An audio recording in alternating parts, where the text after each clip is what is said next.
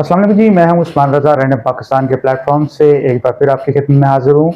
आज हमारे साथ हैं राशिद तराबी साहब जो सीनियर एचआर प्रोफ़ेशनल हैं, किसी तारीफ़ के मोहताज नहीं हैं, मल्टीपल ऑर्गनाइज़ेशंस में बड़े-बड़े ओहदों पे काम कर चुके हैं। बाकी इंट्रोडक्शन इनकी ज़ुबानी सुनते हैं। जी राशिद साहब, थोड़ा-सा अपने बारे में इंट्रोडक्शन अस्सलाम दीजिए प्लीज़। वालेकुम जी, वालेकुम बहुत सलाम जी। शुक्रिया उस्मान साहब, आपने याद किया इस हवाले से। एचआर में अब तो तकरीबन more than 2 decades I have been working जी, और अल्लाह का शुक्र है। थोड़ा-सा मैं आपको आपके इस फ़ोरम के हवाले से अपने आने वाले बच्चों को ये बताता चलूँ कि मास्टर्स किया कराची यूनिवर्सिटी से ह्यूमन रिसोर्सेज़ में। उसके बाद कराची से करियर का आगाज़ हुआ और कराची मैरियट के साथ काम किया। आलियांज ईएफयू हेल्थ एश्योरेंस फर्म आ रही थी, उसकी लॉन्च टीम का हिस्सा था और वहाँ एक मीटिंग के हवाले से जाने का इत्तेफाक हुआ तो बीकन हाउस के सीनियर डायरेक्टर तशरीफ़ लाए हुए थे। तो उन्होंने गुफ्तगू के बाद कहा कि क्या आप मेरे लिए काम करने में इंटरेस्टेड हैं?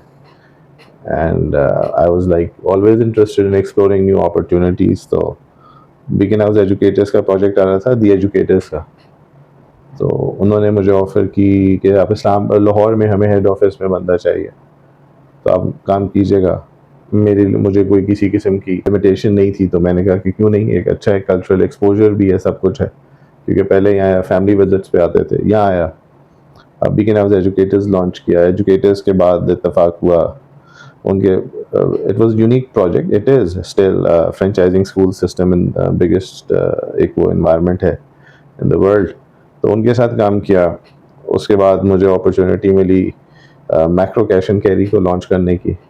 सो I was part of the team, ये हाउस ऑफ हबीब प्रोजेक्ट था। जी, तो उनके साथ काम किया। मॉडर्न ट्रेड का टेक ऑफ था पाकिस्तान में, होलसेल की पहली चेन आई थी, तो उनके साथ काम किया और अल्हम्दुलिल्लाह उस टीम का हिस्सा रहे जिसने पाकिस्तान में एक रेवोल्यूशन लाया मॉडर्न ट्रेड में। एग्ज़ैक्टली। वहाँ से उस्मान साहब अपॉर्चुनिटी मिली और कारफोर पाकिस्तान आ रहा था, माजिद अल फतह जी, जी। के पास रीजनल लाइसेंस है।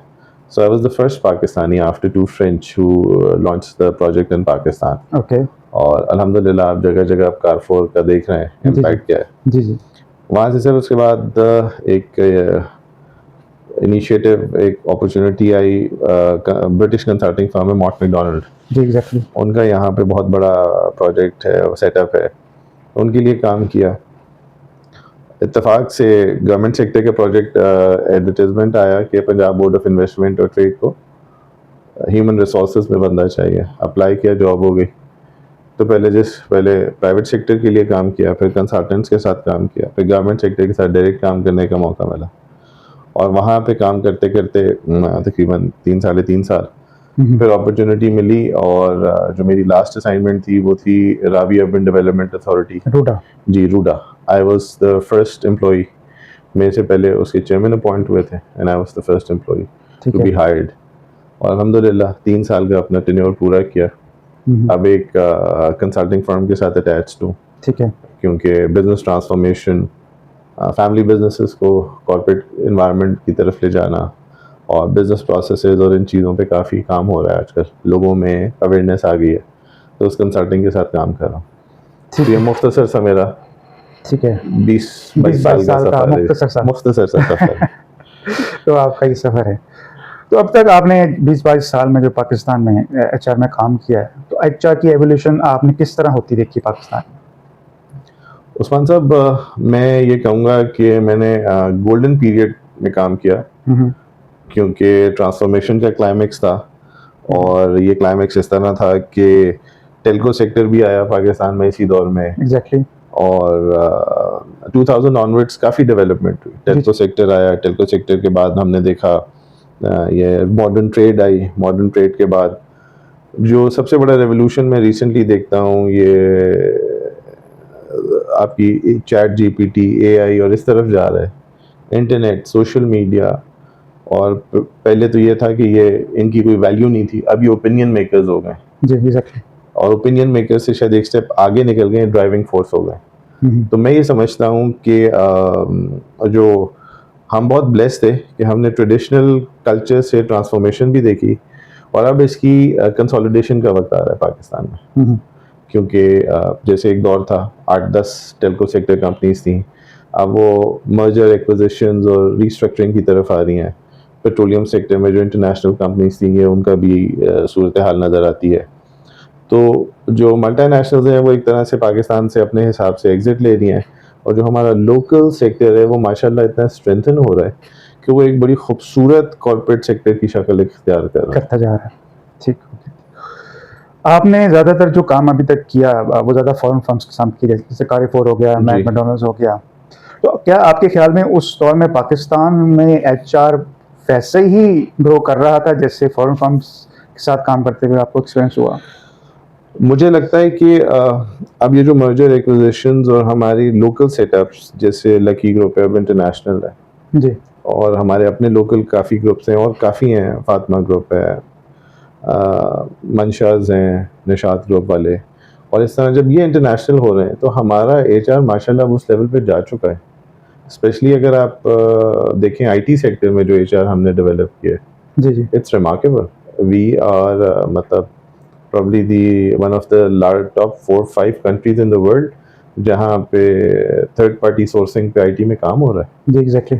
जिसको आप फ्रीलांसर्स कहते हैं। डिफरेंट है। और जिस तरह ये एवोल्यूशन हो रही है, मैं तो आने वाले वक्तों में बड़ा प्रॉमिसिंग पोजीशन देखता हूँ पाकिस्तानी ह्यूमन रिसोर्सेज की। हम्म, ठीक हो गया। थोड़ा सा स्टेट कल्चर को अगर आप डिफाइन कर सकें। देखें, सेट कल्चर को मैं कुछ सेट तो ऐसे हैं जो कि जो पुराने सेट हैं हमारे, जो अभी ट्रेडिशनली माशाल्लाह they are doing very well, they have achieved so much, it's not that they are stagnant. Traditional lifestyle से मॉडर्न उस पे आ गए हैं, स्टार्टेड यूजिंग मॉडर्न टेक्नोलॉजी, चाहे सोशल मीडिया हो, चाहे ईमेल सिस्टम हो, चाहे कुछ हो। अब वो अपनी उनकी जो अपने सिस्टम्स की ट्रांसफॉर्मेशन है उसमें थोड़ा सा टाइम ज़रूर लग रहा है। और एक सबसे अच्छी उसमें जो एक प्रॉमिसिंग सिचुएशन नज़र आती है वो ये कि कई ऐसे मैं ट्रेडिशनल फैमिली बिजनेस सेटअप्स को जानता हूँ जिनके बच्चे अब बाहर से पढ़ के आ रहे हैं। जी, एग्जैक्टली। अच्छा, कुछ वालिदैन ने ये भी किया कि अपने बच्चों को बाहर पढ़ाई के बाद एक्सपीरियंस के लिए भी कहा। So they are working in the best environment, they have an experience and they know the importance of human resources. पहले ह्यूमन रिसोर्सेज एक अदना सा टूल समझा जाता था, एग्जैक्टली, कि जब तक काम आ रहा है, हायर फायर ओवरनाइट हो रही है। अब अवेयरनेस आ गई है, लोगों में भी अपने राइट्स का एहसास हो गया है, और right person at the right place का कॉन्सेप्ट मैनेजमेंट में भी आ गया है। तो मुझे तो ये लगता है कि अब सेट कल्चर पाकिस्तान को बहुत अच्छी तरह डिराइव करेगा, क्योंकि डिसीजन मेकर्स का पैशन अपना है, और उस पैशन में अगर एचआर, क्योंकि कई ऐसे सेटअप्स का मैं नाम ले सकता हूँ यहाँ पे जी, कि जैसे टीसीएस है, अगर एक सिंपल एक कोरियर कंपनी थी, आज वो internationally as a case study पढ़ी जाती है। यहाँ पे आप देखें पैकेजेस का सेटअप है, उनके काफ़ी सारे प्रोजेक्ट्स हैं जो मल्टीनेशनल की कोलैबोरेशंस के साथ थे, बट साइमल्टेनियसली उन्होंने लोकल अपने सेटअप्स भी बनाए, और LUMS purely local setup, but उसके जो बच्चे हैं वो इंटरनेशनली रिकग्नाइज्ड हैं, क्योंकि इतना अच्छा उन्होंने उसको एक इंफ्रास्ट्रक्चर दिया है। जी। तो ये कुछ सेट, हम जिसको सेट कहते थे, अब वो सेट भी चेंज हो रहा है वक्त के साथ साथ, बहुत हो गए हैं, बहुत से ज़्यादा ने चीज़ों को इम्प्रूव होते हुए, चीज़ों को ट्रांसफॉर्म होते हुए खुद एक्सपीरियंस किया है। और कई ऐसे ग्रुप हैं, इब्राहिम फाइबर है, और कई ऐसे प्रोजेक्ट्स हैं जिनके मैं नाम ले भी सकता हूँ, मगर वक्त की नज़ाकत को देखते हुए क्योंकि मैं जिनका नाम भूल जाऊंगा तो वो भी ज़्यादती होगी। सही है। So all have done wonderful in Pakistan. हमें जो एक चीज़ की ज़रूरत है वो ये कि ये these are the islands of excellence. Mister A is doing a wonderful job, कहीं पे मिस्टर बी है बहुत अच्छा काम कर रहे हैं, हमें इसको बहुत अच्छी सपोर्ट चाहिए गवर्नमेंट के लेवल पे in terms of policy procedures. अब आप देखें लेबर लॉज है, हम कब का पढ़ उसको यूज़ कर रहे हैं। इस सवाल मैंने करना था अभी आपने, प्लीज। अब इसी तरह वर्कमेंस कंपनसेशन एक्ट है जी। फिर मेरे लिए तो ज़ाती तौर पे ये तकलीफ की बात है कि पुराने लॉज को ही हम ड्रैग कर रहे हैं। जी। हम हर साल एक, अब लेबर लॉज के तहत हम जैसे लोग भी आते हैं। जी, एग्जैक्टली, ठीक है जी। हमारी कई जगहों पे सैलरी बेंचमार्किंग अभी उस तरीके से नहीं हो रही होती। ये सवाल मैंने आगे जाके करना है आपसे। तो मैं तो आई एम सॉरी, मैं तो जैसे एचआर पॉइंट ऑफ व्यू से जो अपने एक्सपीरियंसेस है वो देखें, हमें गवर्नमेंट एनेबलिंग एनवायरनमेंट दे दे, ठीक है, हमारे पास बेस्ट ब्रेन्स हैं ठीक है। जिन्होंने नॉट ओनली पाकिस्तानी सिस्टम्स को ट्रांसफॉर्म किया है, हमारी ही ह्यूमन रिसोर्सेज है, हम्म, हमारा ही डॉक्टर है, हमारा ही इंजीनियर है, जी जी। हमारा ही आईटी का बच्चा है हम्म, जो कि यहाँ बैठ के पता नहीं वो वायरस ऐसा बना लेता है कि वो पूरी दुनिया को हिला देता है। जी।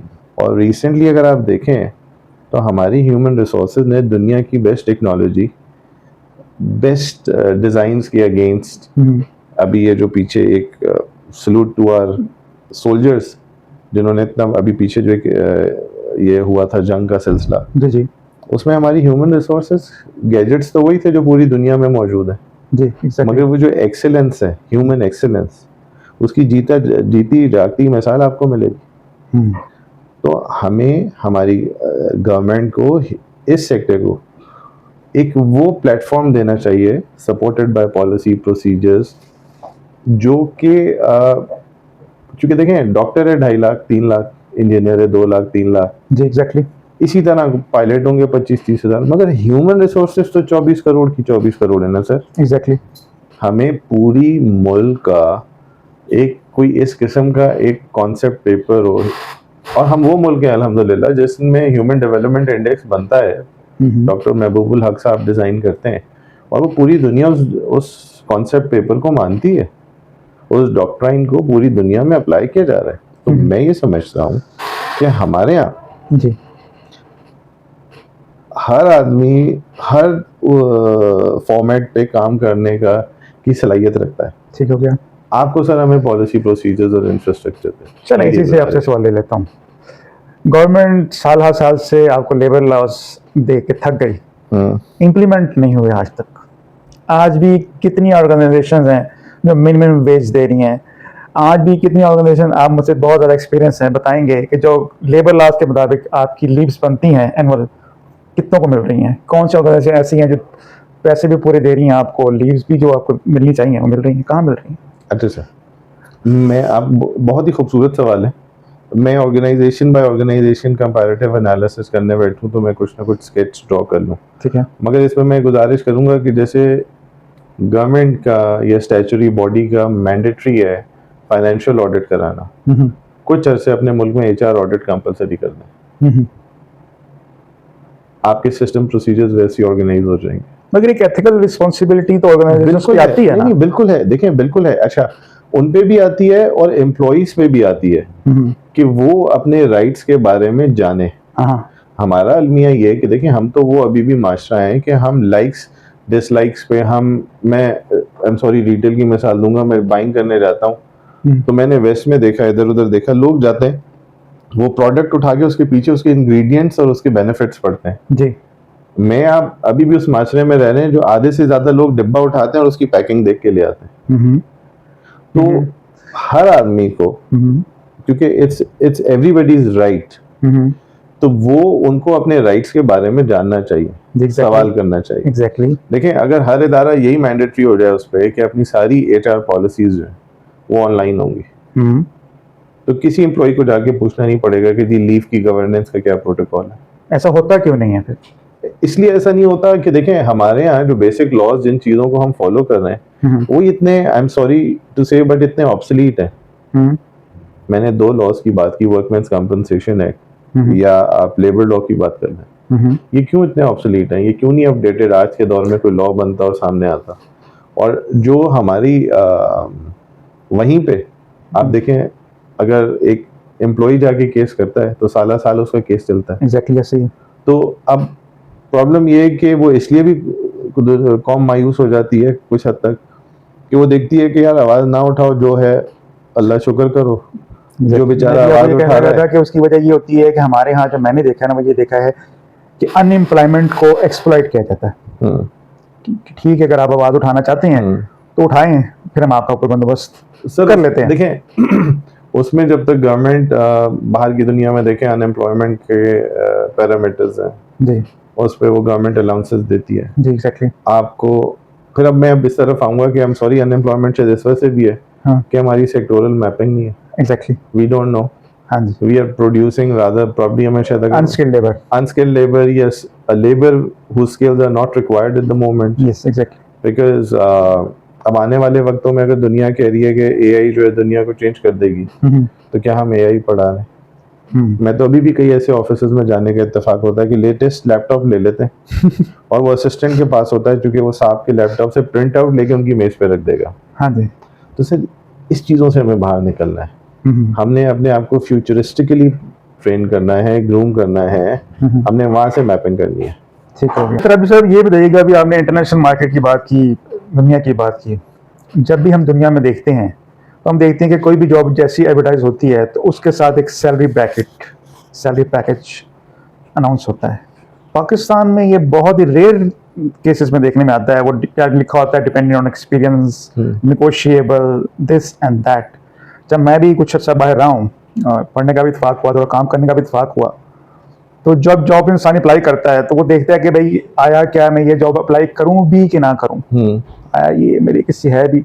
हमारे यहाँ होता है ये कि 2 या 3 इंटरव्यू के बाद ऐसा सैलरी पैकेज ऑफर कर दिया जाता है कि इंसान सर पकड़ लेता है कि यार एक सीनियर पोजीशन के लिए आप क्या ऑफर कर रहे हैं। तो इसको आप किस तरह देखते हैं? देखें, अभी आपने जैसे फरमाया ना कि अनएम्प्लॉयमेंट और वो जो उस चूँकि डिमांड एंड सप्लाई का जिस किस्म की नेगेटिविटी है जी। उसको देखते हुए लोगों का सबसे बड़ा मसला ये है कि वो उसको एक्सप्लॉइट कर जाते हैं। मैं ये समझता हूँ कि चीज़ होनी चाहिए, मगर मैं उसके साथ साथ ये भी समझता हूँ कि नेगोशिएबल इसलिए कि हो सकता है वो बड़ी रेयर कमोडिटी हो जो मिल ना रही हो, और इस वक्त जो फ्लेक्सिबिलिटी है वो ये डिमांड करती हो कि किसी भी हवाले से एनी प्राइस और एनी डील आप ये रिसोर्स को हायर कर लें। उसके लिए मैं फिर ये कहूँगा कि जब तक आपका प्रॉपर पॉलिसी फ्रेमवर्क नहीं होगा, देखें उस्मान साहब, डॉक्टर्स एसोसिएशन है, नर्सिंग की एसोसिएशन है सर, अभी मिडवाइफ्स की एसोसिएशन आ गई है। एसोसिएशन तो एचआर की भी तो है ना? वो इनफॉर्मल है, गवर्नमेंट लेवल पे उनकी कोई से नहीं है। ठीक हो गया। गवर्नमेंट लेवल पे उनकी कोई, देखे ना, इंजीनियरिंग काउंसिल है जी। वो अपने इंजीनियर्स को लाइसेंस देती हैं, वो प्रोफेशनल फर्म्स को लाइसेंस देती हैं, एक वो एक्रेडिटेशन बॉडीज हैं, आईसीएम है, आईकैप्स को देख लीजिए। तो जब तक हमारी कोई ऐसी सुनवाई या आवाज नहीं होगी, आप सोचें, मैं आपको छोटे छोटे डायस्पोरा हैं, 2 लाख 3 लाख 4 लाख 5 लाख, क्या कभी हमने सोचा है कि हम 65% यूथ तो कहते हैं, हमारे पास इनके लिए रोड मैप क्या है? एग्जैक्टली। हम ये तो कहते हैं कि देखें 1 करोड़ बच्चा हमारा मदरसे में पढ़ रहा है, हम उसके लिए क्या रोड मैप दे रहे हैं? हमारा तकरीबन ओवर 5 मिलियन बच्चा जो है स्पेशल है, स्पेशल बच्चा है वो, हम उसके लिए क्या कर रहे हैं? जिसको आप किसी न किसी डिसेबिलिटी का नाम देते हैं, तो हम उनके लिए क्या कर रहे हैं? हमारे जो आज 10 to 15% एल्डरली लोग हैं, हमारे यहाँ तो जी बुजुर्गों के लिए यहाँ पे अभी तक बसों में सीट नहीं रखी गई। हमारे लिए तो अभी ये बहुत बड़ा अलमिया है, क्योंकि 24 करोड़ आवाम को मैनेज करना, हम सेक्टर खोल लें सर, आप नई सड़कें बनाते हैं, ट्रैफिक मैनेज हो जाती है, क्योंकि और गाड़ी आ गई और मोटर बाइक आ गई, ट्रैफिक किस चीज़ से मैनेज होती है? मुझ जैसा आदमी भी मोटरवे चढ़ने से पहले अपने स्पीड कंट्रोल्स, टायर प्रेशर के प्रेशर्स और बेसिक चीज़ों को इसलिए चेक कर लेता है क्योंकि मुझे खौफ होता है कि छोटी सी गलती इतना महंगा फाइनेंशियल नुकसान भी है और अल्लाह ना करे जानी नुकसान भी है। तो उन्होंने एक इसी मुल्क में जो आदमी शहरों में गाड़ी तमीज़ से नहीं चला रहे, वो मोटरवे के जैसे ही वो बैरियर क्रॉस करते हैं उनका पर्सपेक्टिव पैराडाइम क्यों चेंज होता है? क्योंकि प्रॉपरली पॉलिसी प्रोसीजर से वो गवर्नड जोन है। आप अपनी गवर्नेंस अच्छी कर लीजिए सर, हम सबसे अच्छी कौम है, हम पाकिस्तानी एयरपोर्ट पे प्रोटोकॉल लगवा के दुबई एयरपोर्ट पे लाइन में आराम से खड़े होते हैं। तो ये जो एचआर एसोसिएशन की आप बात कर रहे हैं कि ऐसे रिकग्निशन वगैरह नहीं है, इसकी आपकी नज़र में क्या वजह, क्यों नहीं हो पाया? देखें, इस पे मैं समझता हूँ कि गवर्नमेंट को हमें इस पे सपोर्ट करना चाहिए जी, और गवर्नमेंट को इस तरह सपोर्ट करना चाहिए कि हमारी मिनिस्ट्रीज हैं, हमारी इन्वायरमेंट है, इसका प्रॉपर मैंडेट हो, इस एसोसिएशन का उस मैंडेट पे काम करने के लिए इनकी गाइडलाइंस हो। ये जो किसी भी हवाले से ये विल है। देखें, हम इंडिविजुअल्स हैं, मैंने कई HR फोरम्स के लिए काम किया है, हमने कई फोरम्स को यहाँ पे लॉन्च किया है। अल्लाह का शुक्र है आज हमारे जितने माशाल्लाह काफ़ी अच्छे फोरम्स रन कर रहे हैं सारे दोस्त अहबाब हैं जी। मगर गवर्नमेंट के लेवल पे जब तक उस चीज़ का कोई बायन नहीं होगा, सही। क्योंकि ये तो गवर्नमेंट ने स्टैब्लिश करनी है, इंडिविजुअल तो नहीं कर सकता। मैं कितनी भी फोरम्स बना लूँ, मैं जाके कानून तो अपने हाथ में नहीं ले सकता। सही। Legislation is not my work, it has to be done. बराबर। हाँ, हम ये आवाज़ ज़रूर बन सकते हैं कि हम गवर्नमेंट को वो नैरेटिव्स अपने, वो अपनी इश्यूज अपने, जैसे बातों से बात निकली, मैं एक अपनी पढ़ाई के दौरान एक इंटर्नशिप का मौका मिला एम्प्लॉयज़ फेडरेशन ऑफ पाकिस्तान। उनकी एक क्वेरी थी यूनेस्को यूनिसेफ वगैरह की, वो करने का। तो हम जिस सेट या जिस कॉर्पोरेट सेक्टर में जाके सवाल करें, वो पूछें आप किसके लिए कर रहे हैं, इसका कोई फ़ायदा भी होगा, इस पर कोई नेशनल पॉलिसी आ रही है, इस पर क्या हो रहा है। तो हमारे यहाँ जब तक हर इदारा बहुत अच्छा काम कर रहा है, ऑब्वियसली इंटरनेशनल कंप्लायंसेस पे काम हो रहा है, लोकल सेटअप्स हैं, हमारे ये आप हैं इंटरलूप वाले जी, वो इंटरनेशनल सर्टिफिकेशंस के साथ पूरी दुनिया को उनकी प्रोडक्ट जा रही है। जी, एग्जैक्टली। तो उनकी कंप्लायंसेस तो स्टेट ऑफ द आर्ट होंगी ना सर, एग्जैक्टली। बट उनकी बेस्ट प्रैक्टिसेस को और ऐसे कई बड़े इदारों की बेस्ट प्रैक्टिसेस को यकजा करके गवर्नमेंट को कोई इनिशिएटिव लेना चाहिए। मेरे आपके इनिशिएटिव से तो यही है कि हमारी बिसात यही है कि एज अ सोसाइटी हम अपना एक हिस्सा डालते रहें, मगर गवर्नमेंट जब तक इनिशिएटिव नहीं लेगी ये चीज़ें उस लेवल पर जाएंगी नहीं। और आप पूरी दुनिया में देख लीजिए, best technology, best gadgets, best financial resources, दुनिया की हर रिसोर्स बेस्ट अवेलेबल भी हो ना, अगर आपकी ह्यूमन रिसोर्सेस उस हिसाब से नहीं है तो बेकार है। एग्जैक्टली। वो एक हमने तो वो एक लतीफ़ा है, अगर आपकी इजाज़त से शेयर कर सकूं, क्योंकि वो HR रिलेटेड ही है कि वो एक किसी की मशीनरी ख़राब हो गई और करोड़ों रुपए की मशीनरी थी, काफ़ी अरसे से बंद थी। एक बड़े बड़े लोगों को बुलाया, बात ना बनी, उन्होंने कहा जी बाहर से टीम आएगी महीने के बाद। उन्होंने कहा यार एक खैरात दिया उसको लेके आओ। वो आया, उसने इधर घुसा उधर घुसा, कुछ सीनियर अफसरान नाराज़ भी हुई, ये क्या कर रहा है। वो खैर उसने अपने बैग में से एक नट लगा, कहीं घुसा और जाके नट टाइट किया, मशीन चल पड़ी। और उसने कहा 10 लाख रुपए। मैंने कहा 10 लाख रुपए किस चीज़ के, तुमने लगाया तो ना 10 रुपए का नट है, 10 लाख किस चीज़ के मांगते हो। तो आगे से कहता है कि जी मैं उस तजुर्बे और टाइम, उस जहानत के और उस टाइम के मांगता हूँ जो सीखने के लिए जो मुझे अल्लाह ताला ने अता किया, और उसके बेसिस पे मैंने आपका काम कर दिया। एग्जैक्टली। तो मैं ये समझता हूँ कि हम कर सकते हैं। तो वो हमने जिन जिन इदारों में मेहनत की, हमने मैं PSO के बारे में आपने सुना होगा, पाकिस्तान स्टेट। जी जी। I still remember we were students in those days, और फ्रेशमैन थे, नए नए स्टार्टअप था करियर का। तो उन्होंने जिस तरह ट्रांसफॉर्म किया था, तो मुझे अच्छी तरह याद है, नॉट टू मेंशन, बट कई अच्छी मल्टीनेशनल से लोग छोड़ के PSO ज्वाइन करना चाहते थे। और PSO as a case study America की आईवी लीग यूनिवर्सिटीज़ में पढ़ाई गई है बाय द वे। ओके, सही। तो हम हमारे अपने ऐसे अच्छे प्रोजेक्ट्स, आइलैंड ऑफ एक्सीलेंस आपने क्रिएट किए हैं। मोटिवे इज ए रिमार्केबल प्रोजेक्ट। 1122 आपका एक अपना इनिशिएटिव है पाकिस्तान का माशाल्लाह। तो वी कैन डू वंडर्स, होना चाहिए। ठीक होता है। अच्छा ये बताइएगा कि जो ये कहा जाता है कि chat GPT is coming to get your job या AI is coming to get your job, और रिसेंटली मैं एक ऑर्गेनाइजेशन में था, तो वो LMS इम्प्लीमेंट कर रहे हैं मैनेजमेंट में, वो टेक्स्ट डायग्नोड था। तो उसमें उनको काफ़ी रेजिस्टेंस आ रही थी कि वो जो एम्प्लॉयज़ थे वो चाहते थे कि जो ट्रेनिंग है वो फॉर्मली इन पर्सन दी जाए, नॉट थ्रू LMS। उस पर काफ़ी उनको रेजिस्टेंस आ रही थी। तो इसको आप कैसे देखते हैं?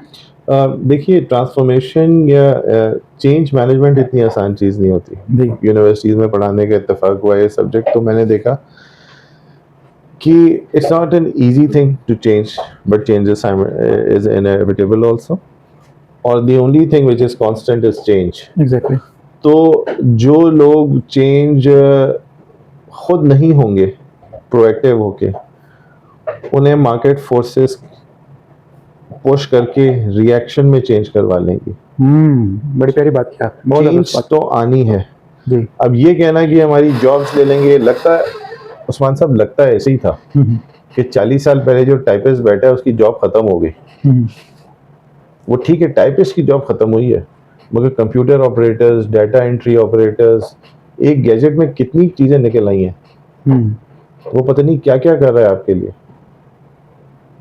और ये मैं समझता हूँ कि इसी चीज़ के इदराक को आप कहते हैं वो कि आपको प्लानिंग करनी चाहिए, फोरकास्टिंग करनी चाहिए। हमारी कोई जॉब कहीं नहीं जा रही। मशीन है हमें असिस्ट करने के लिए आई है। एक वो ऐसे ही है, चैट जीपीटी या एआई, जैसे एक अच्छी गाड़ी हमें दे दी जाए, अब उसको हम तमीज से, शऊर से इस्तेमाल कर लेंगे तो हमारे हक में। जहाँ ओवर स्पीडिंग करेंगे, कोई गलत अप्लाई करेंगे तो एक्सीडेंट तो होगा सर। सिर्फ मेरे चैट जीपीटी और एआई के हवाले से एक तकाजा है कि चैट जीपीटी या एआई उस डेटाबेस पे काम करती है जो कि ऑलरेडी एग्जिस्ट कर रहा हो। ठीक है ना सर? एक एक्सेलेंस है जो कि जिसमें रॉ मटेरियल से ही डालेंगे तो वही आपको प्रोड्यूस दे देगी। मैं समझता हूँ कि हमारा पाकिस्तानी जो डेटाबेस है वो इतना मेच्योर अभी हुआ नहीं है। तो हमें अपने डेटाबेस को कंसोलिडेट करने के लिए और जितना भी हमारा डेटा इस वक्त ऑनलाइन पड़ा हुआ है उसको ऑनेस्टली और एथिकली प्लेस करने के लिए, क्योंकि हम तो कई ऐसे सीवी पढ़ते हैं एचआर में जिसमें हमें लगता है कि कॉपी पेस्ट है। कई चीजें होती हैं की भी नहीं होती और वो भी मेंशन्ड होती हैं। तो वो हमें ऑनेस्टी के साथ, कमिटमेंट के साथ, और ये देखना है कि चैट जीपीटी देखें एक टूल है, एक लेटेस्ट लैपटॉप आ गया, चलाने की स्किल्स हमें खुद हासिल करनी है। चैट जीपीटी एआई एक टूल है, क्या हमारे पास उस किस्म के इंग्रेडिएंट्स हैं कि हम उस टूल को यूज़ कर सकें, चाहे वो बैकएंड पे जिसमें हमारा डाटा लाहौर पे अगर मैं आज क्लिक करूं चैट जीपीटी एआई मुझे किताबें निकाल दे, तो क्या लाहौर पे हमारी जितनी लोकली लिखी हुई किताबें सब ऑनलाइन मौजूद है? नहीं। हमारे पास लाहौर पे लिखे हुए जितने आर्टिकल्स हैं क्या मौजूद हैं?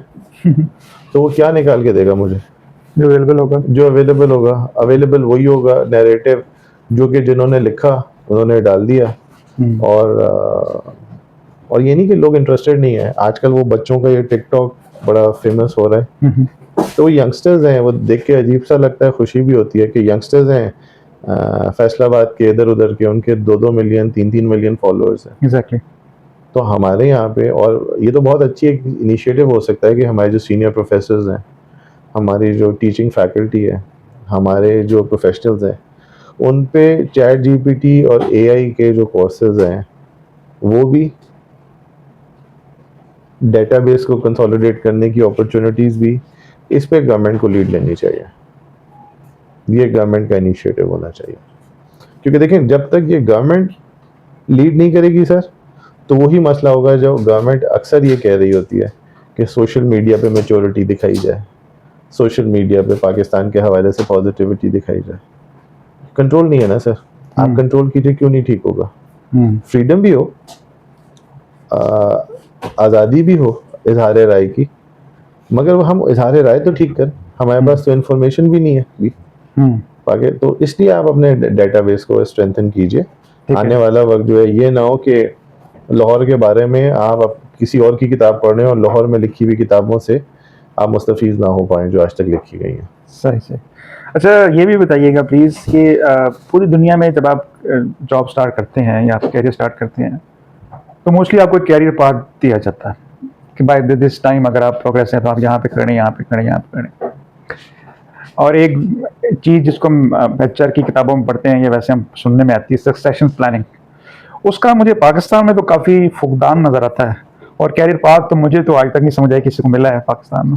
अच्छा सर, बात ये कि जो बड़ी स्पेशलाइज्ड इंस्टीट्यूशंस हैं ना, वो तो उनकी चूँकि स्पेशलाइज्ड ट्रेनिंग ग्रूमिंग होती है, वहाँ पे कैरियर पाथ होना तो समझ आता है। But private sector, corporate sector, जहाँ आपकी वर्टिकल ग्रोथ इतनी नहीं होती जितनी हॉरिजॉन्टल ग्रोथ हो रही होती है, ठीक है, तो उसके लिए आपके जो कैरियर पाथ अब वो फॉर्मेट रहे भी नहीं है। सही। ये शायद जापान में होते तो होता कि 1 लाइफ 1 जॉब वाले कॉन्सेप्ट है, अच्छा। मेरे अपने करियर में इतनी डाइवर्सिटी है, डिफरेंट सेक्टर्स की लॉन्चिंग है, सब कुछ है। सो करियर बाद में हाँ ये कि जनरल मैनेजमेंट स्किल्स ज़रूर सिखानी चाहिए, आपको बेसिक्स फंडामेंटल्स की तरफ ज़रूर लाना चाहिए, कम्युनिकेशन स्किल्स की इम्पोर्टेंस की तरफ ज़रूर काम करना चाहिए।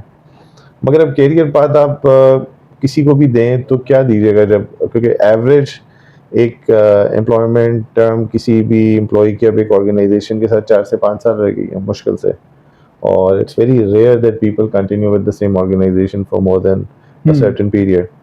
तो चूंकि वही ऊपर है ना, ऊपर इतनी चीज़ें नई इवॉल्व हो नहीं रही हैं, तो फिर नीचे ही ग्रोथ नज़र आती है इस ऑर्गेनाइजेशन से उस organization. So I think career path अब ऑर्गेनाइजेशन दे, बहुत अच्छी बात है, वो डाइवर्सिटी वो चीज़ें वो कॉर्पोरेट एनवायरनमेंट लाए, बहुत अच्छी बात है।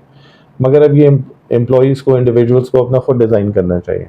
If somebody wants to have a fast track, then they have to look here and there also. But if they want to go focused and one life, one job model, so it is a slow and steady, but yet it's there. One can have that. सही। जो नए students या जो भी अभी HR में आना चाहते हैं या अभी रिसेंटली में एचआर को ज्वाइन किया है, आप उनको क्या सजेस्ट करेंगे, क्या एडवाइस करेंगे? मैं यही कहूँगा कि जो फ्यूचर है पाकिस्तान में, और कम से कम और 20-25 साल में देखता हूँ कि एचआर के लिए बहुत प्रॉमिसिंग है। ठीक हो गया। और ये बच्चे जब अपने कैरियर्स में आते हैं तो क्योंकि अब एचआर इवॉल्व कर रहा है, पहले एक सिंपल एचआर मैनेजर होता था, नीचे सिंपल असिस्टेंट मैनेजर और 2-3 लेयर्स होती थी। Exactly. अब बड़ी ऑर्गेनाइजेशंस में एक ट्रेनिंग डेवलपमेंट का या ओडी डिवीजन नज़र आता है, कंप्लायंस का अलग नज़र आता है, बिजनेस पार्टनरिंग का अलग नज़र आता है, रिक्रूटमेंट का अलग नज़र आता है, ऑपरेशंस का अलग नज़र आता है। तो it's so good that you see your वो जैसे कहते हैं कि सिंगल ट्रैक जो प्रोफेशन था, अब उसकी जो एवोल्यूशन जिस तरह पाकिस्तान में हो रही है हुई है। बट इसमें साइमल्टेनियसली एक चीज़ है कि जो बच्चे आ रहे हैं उनको पढ़ना है, उनको पढ़ना ये है कि पाकिस्तान की फ्यूचर नीड्स क्या है, उसमें आईटी का बहुत इम्पोर्टेंट रोल होगा जी। और पाकिस्तान जिस तरह रीजनली इवॉल्व कर रहा है एज अ रीजनल पावर, पहले भी था, बट ये कि हम अपनी सादगी में कभी हमने इस तरह उसको देखा भी नहीं और कभी हमने रीजन में अपने आप को उस तरह एसर्ट भी नहीं किया। सही। तो मैं समझता हूँ कि इन बच्चों का कंपटीशन जो है चाइना की बैठी हुई बेस्ट यूनिवर्सिटी वाले बच्चे से भी हो रहा है, नेबरिंग कंट्रीज़ के बेस्ट बच्चों से भी हो रहा है। और क्योंकि देखें फ्यूचर तो अब एशिया का है जी, और पाकिस्तान का, मैं 2009 में ये चीज़ कही थी कि Pakistan has a very important role to play, और अब वो चीज़ पिछले महीने साबित हुई है कि पाकिस्तान सिर्फ पाकिस्तान की ही दिफा या पाकिस्तान की ही इंटरेस्ट के लिए काम नहीं करता, बल्कि पाकिस्तान जो है रीजनल सलामती के लिए भी सोचता है। और ये बहुत बड़ी बात है कि डिफरेंट ऐसे ग्लोबल प्रोजेक्ट्स पाकिस्तान से लॉन्च हुआ है सिर्फ इस वजह से कि हमारी ह्यूमन रिसोर्सेज बेहतरीन है। हमारी ह्यूमन रिसोर्सेज इतनी पावरफुल है उस्मान साहब कि जिस वक्त कुछ भी नहीं था, वो रिसोर्सेज नहीं थी, लिमिटेशंस थी, तो एक बच्चा उठता है अपनी लिमिटेशंस को देखते हुए, एक स्पोर्ट में 10 साल अनबीटेबल रहता है जहांगीर खान। ये हमारा ही मुल्क है जहाँ पे ऐसी बच्चियाँ माशाल्लाह सामने आती हैं कि वो दुनिया में अपना मुकाम बनाती हैं, चाहे वो स्पोर्ट्स हो, चाहे वो मेडिसिन हो, इंजीनियरिंग हो। अभी तो रिसेंटली जो ये पीछे इंसिडेंट हुआ है इसमें फाइटर पायलट्स भी हमारी फीमेल्स थी कुछ। तो we have the potential, we need to capitalize that. अच्छा, इसमें आपने बात की तो मेरे ज़हन में ये बात आती है कभी कभी, जो मैं अक्सर अपनी ट्रेनिंग्स में या अपने हल्का बाब में ये बात करता भी हूँ कि एक बच्ची थी अरफा करीम जी बिल्कुल, उसका नाम क्या था, अल्लाह माफ़रत करे उसकी, करे। उसने माइक्रोसॉफ्ट के लिए बड़ा अच्छा काम किया और बिल गेट्स ने पूरी कोशिश की, अल्लाह को मंजूर नहीं था, उसने जो रिसोर्सेज कर सकते थे वो किया।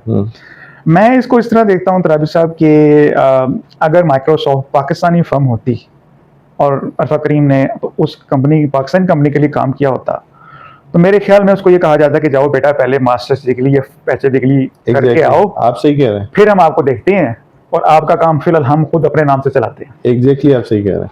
देखें उस्मान साहब, उसका सबसे बड़ा मसला ये है कि जो इस तरह के जो टैलेंट पूल है ना, जो नेशनल टैलेंट पूल है, अगर आप अभी मेरे एक जानने वाले हैं, उनके बच्चे ने, वो फैमिली माइग्रेट की अमेरिका, उनके बच्चे ने जाके स्कूल में एंट्री टेस्ट के लिए एग्जाम्स दिए। उन्होंने कहा जी गिफ्टेड चाइल्ड है, we'll put him on the fast track. अब फास्ट ट्रैक क्या है? वो जब चाहे एग्जाम दे दे, वो प्रमोशन चाहता है अगली क्लास में प्रमोट हो जाए, वहीं पे वो 6 सब्जेक्ट्स में 100 आउट ऑफ 100 ला रहा है, कोई 2 सब्जेक्ट है वो 0 ला रहा है क्योंकि उसका एप्टीट्यूड नहीं है और वो उसको अप्रिशिएट कर रहे हैं। हमारे यहाँ टैलेंट को नेशनल लेवल पे अप्रिशिएट नहीं किया जा रहा। ठीक हो गया। जैसे आपने फरमाया कि अरफा करीम की, और माशाल्लाह अल्लाह उसकी मग़फ़िरत करे। अब देखें, वो भी एक छोटी सी बच्ची थी, मलाला यूसुफ़ज़ई जी। इसी तरह कई और बच्चे हैं हमारे कई ऐसे प्रोफेशनल्स हैं। विहाड़ी से निकलता है, विहाड़ी के भी रिमोट टाउन से, और दुनिया में लीथल बॉलर बन के सामने आता है वकार यूनुस। एग्जैक्टली। तो हमारे यहाँ बहुत पोटेंशियल है सर, हमारे यहाँ इतना पोटेंशियल है, सिर्फ नेशनल टैलेंट पूल होना चाहिए। अगेन आपकी कोई HR की सोसाइटी आए जो कि फ्रेमवर्क दे, नेशनल टैलेंट पूल, उसमें आपका रिकग्नाइज हो, रजिस्टर हो, उनकी सेपरेट फास्ट ट्रैक ग्रूमिंग हो। वो एक बच्चा था, उसकी आवाज़ बहुत अच्छी थी, वो गाने में आया, वो 14 साल की उम्र में बहुत बड़ा नाम बन गया, सज्जाद अली। तो यहीं पे ऐसे हमारे पास लोग हैं, बट हम उनको एक्नॉलेज करें, हम टैलेंट को एक्सेप्ट करें, उसको नर्चर करें। अब ये मट्टी बहुत ज़रख़ेज़ है, ज़रा से नम हो तो। हाँ जी, बहुत नाम है सर। अच्छा, the best career advice you got? The best career advice that I got was कि पहली दफ़ा जो कहते हैं ना मुझसे गलती हो गई, वो कहते नहीं ये गलती ना कहें आप, आपके आपकी लर्निंग थी वो, ठीक है। नेक्स्ट टाइम अगर होगी तो वो गलती है, क्योंकि नेक्स्ट टाइम तो आप उससे वाकिफ थे, उस एक्सपीरियंस से सीख के आपने उसको अवॉइड कैसे किया, या उसको आप आगे कैसे लेके चले। और हमारे बच्चे जैसे एक चीज़ कहते हैं कि जी बड़ा वर्क प्रेशर है, बहुत प्रेशर है। अब आप सुनेंगे रवि साहब कैसे हैं, मैं कहूँगी बहुत काम का प्रेशर है, तो मैं अपने आप को स्ट्रेस साउंड कर रहा हूँ। मैं कहूँ यार आजकल बहुत चैलेंज है, वेरी चैलेंजिंग, मज़ा आ रहा है, तो इट साउंड्स मोटिवेटिंग।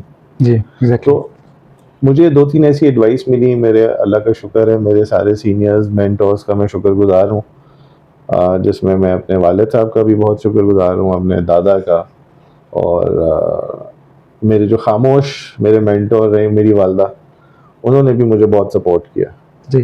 तो जो प्रोफेशनल मेंटोर्स थे उनसे मैंने कभी भी कोई भी चीज़ मशवरा मांगी हो, मुझे नहीं लगता कि मुझे कहीं पे नुकसान उठाया मैंने, और अल्लाह का शुक्र है। बट द बेस्ट एडवाइस के जी ऑलवेज लोग पॉजिटिवली लेके चलें चीज़ों को, और it's a challenge, it's not a pressure, और चीज़ तो होनी है तो बजाय स्ट्रेस लेके करें, हंसते खेलते कर लें। हाँ जी, बिल्कुल सही सही। मेरी वालदा भी ये कहती हैं कि जो काम करना है खुश होकर भी करना है, उदास होकर भी करना है, तो बेहतर खुश होकर कर लें। चलें जी, तराब साहब बहुत शुक्रिया, thank you for your time.